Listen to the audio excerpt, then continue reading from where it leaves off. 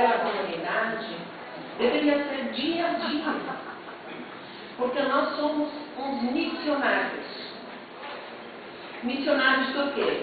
De fazer, cumprir as leis vigentes do nosso país, principalmente a Constituição, para exercer a cidadania. Que nós brasileiros esquecemos que nós temos uma Constituição que rege os destinos da pátria. Por isso que a comunidade sofre tanto. Por que sofre?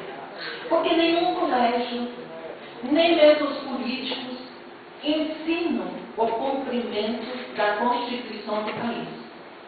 Se a Constituição fosse obedecida, se o povo fosse esclarecido, a sociedade seria um paraíso. Porque é a Constituição que rege os destinos do povo. Essas coisas pequenas do dia a dia que incomodam o cidadão, está tudo dentro da lei.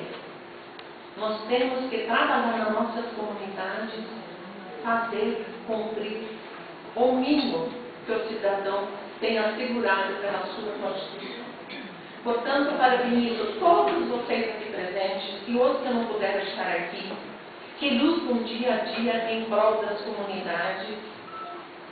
E vamos nos unir, vamos pensar mais nos direitos do cidadão.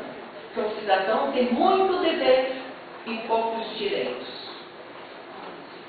E parabéns a todos nós aqui presentes, e principalmente a essa Câmara dos Deputados, na presença do deputado Rony, que recebe o nosso carinho, o nosso abraço, por essa lembrança magnífica do Dia do Líder Comunitário.